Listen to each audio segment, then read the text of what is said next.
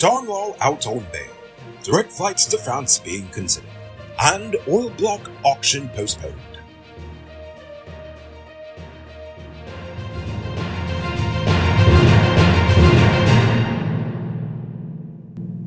I'm Enrico Beaufort, and this is Uncut News. Do you see news happening? Send us a tip on WhatsApp at 592-659-6151. Yesterday, Donwell was arrested in relation to the assault allegations against him, and after less than 4 hours in custody, he was released on $1 million station bail. He proceeded on administrative leave after the allegations surfaced on social media, and he has since denied them. The child involved is currently in the care of the Child Care and Protection Agency and has submitted a detailed report on the alleged incident. Meanwhile, the National Two Shouts Council has added its voice to the growing number of people calling for an independent and impartial investigation. In a statement, the Indigenous Rights Body said it is crucial that the allegations against the minister be treated with the seriousness and urgency it requires. Meanwhile, pressure has been mounting from multiple groups calling for him to step down from office.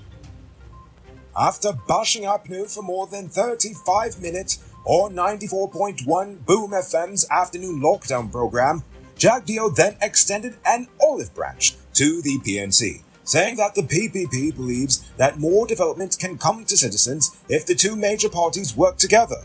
To fleece us for more money. He also said his PPP has settled old scores and is now open for positive discussions. Although the PPP campaigned heavily during the local government elections in Georgetown, Linden, and Amsterdam, it still lost those three main towns, but picked up an improved vote count and additional seats on each of the councils. Nonetheless, Jagdeo criticized the coalition's handling of the economy and management of the oil and gas sector when they were in office. He also expressed hope for positive engagement with the PNC in the future, but also acknowledged the difficulty in doing so due to their spread of lies and outrageous statements, according to him. But it should also be noted that the PPP on numerous occasions has said that they will not work with the PNC due to, well, all the reasons stated before.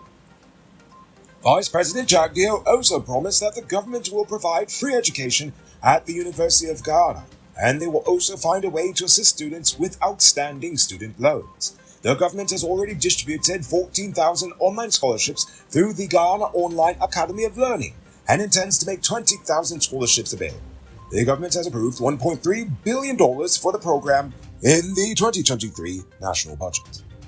Guyana and France are currently discussing the possibility of a direct flight between the two nations, while also introducing flights connecting Guyana, Suriname, and French-Guyana. This is one of the developments from a high-level visit of French businesses exploring investment opportunities in Guyana, led by the President of the National Assembly of France, Gabriel Serville. The possibility of a direct flight to France was also discussed, but is not expected anytime soon. The Education Ministry will replace the dilapidated St. Mary's Secondary School with a new 3-story building that will have 22 classrooms, 6 laboratories, and an ICT space. The building will be outfitted with fire prevention equipment and should be completed within 7 months at a cost of $560.7 million. 6 contracts have been awarded to complete various aspects of the project, and the Education Minister implored the contractors to execute their work on time to better accommodate students across the nation. Attention truck owners. Between potholes, bad drivers, and high fuel prices, you've got 99 problems to deal with. But with Powered Automotive, your engine ain't one. That's because they stock high-quality parts and spares you need at prices you can't beat. Visit them at Lot 491 EE Eccles, or call or WhatsApp them at telephone number 697-0171. Save big on truck parts at Powered Automotive, the #1 heavy-duty truck parts store in Guyana. Tired of waiting on hold, tracking down a delivery driver, or carrying cash for your food orders? GT Eat is here to make your life easier. Guyana's first cashless food ordering and delivery app. Choose from Georgetown's top restaurants, pay securely with your card, and get your food delivered right to your doorstep. With the convenience of being able to order from your phone and the added feature of tracking your order, GT Eats is the ultimate solution for all your food needs. Download the app on Apple and Android stores and start ordering the easy way today. Now for crime news. Calvin Sanko's body has been recovered after he recently fell into the Demerara River whilst attempting to secure a boat to a ship. The incident occurred only 3 months after a similar incident involving a security guard from the same security firm, GEB. Zephyr Stanislaw, a father of one, slipped into the Demerara River and went missing whilst guarding a vessel stationed at the Guyana Rubis Incorporated in Providence, East Bank, Demerara. Another prisoner has escaped from Lusignan. 23-year-old convicted prisoner Ronaldo Paris escaped today by scaling the fence of the prison. He was housed with patients with mental illnesses and was serving sentences for 2 counts of armed robbery. Law enforcement officials have since launched a search for him. The police are still investigating the murder of 68-year-old Canadian-based Guyanese woman Roma Dukanan, whose body was found on Laguan Island on March the 17th. Despite the arrest of a taxi driver, no substantial information has been released to the public regarding the case, leaving many questions unanswered. A post-mortem examination determined that she died from brain hemorrhaging due to blunt force trauma to the head and compression to the neck. Randy Claremont Wrights has been charged with the murder of GDF Coast Guard Lieutenant Rondell Douglas, becoming the second person to be charged with the crime. Wrights was not required to plead to the indictable charge of murder. The prime suspect, 25-year-old Joshua Paris, was remanded to prison on a similar charge last Thursday. Both Paris and Wrights were remanded until July the 14th. The police are currently on the hunt for another man known as Fox, as well as a 25-year-old Jamie Gani of 59 Patterson Tuckine, Greater Georgetown. 45-year-old cyclist Lloyd Garraway was killed in a collision with a speeding car on the Hydroni Public Road in East Bank, Esquivel. The cyclist was initially unconscious but regained consciousness and then was admitted to the hospital, where he later succumbed to his injuries. The driver of the vehicle tested negative for alcohol but received a notice of intended prosecution. Now for today's oil update.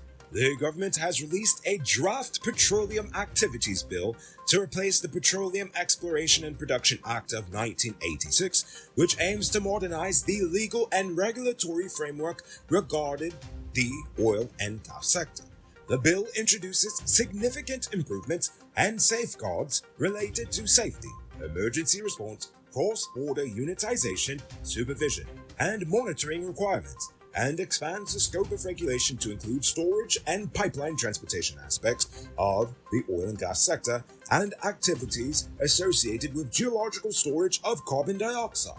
The draft bill is available for public feedback for 2 weeks, and comments can be sent to the Ministry of Natural Resources Permanent Secretary via email. Meanwhile, the offshore licensing round has been postponed for 1 month to allow for a review of the nation's oil and gas regulatory framework. The delay will also facilitate the public consultation process, as previously stated. This also applies to a public review of the draft model PSA. ExxonMobil is among the potential bidders awaiting the finalization of the documents before deciding whether to participate in the licensing round.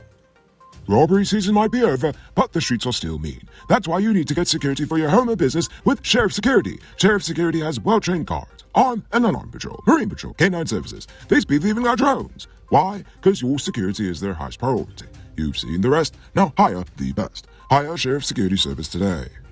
Now for our Uncut News Viewers Poll Question of the Day. Every day we pose a question about current events in Ghana, the region, the diaspora, and how you feel at least once. Last night I asked, how can we get the youths more involved in preserving their communities?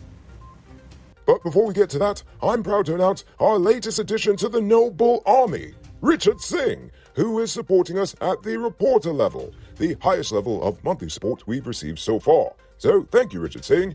And also a special thank you to David Griffith, Dion Nascimento, Project Zero, and Dimitri V.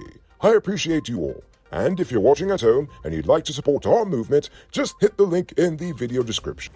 Project Zero says provide mentorship and role models. Connect youth with experienced community leaders who can guide and inspire them to get involved in community development. I like that idea.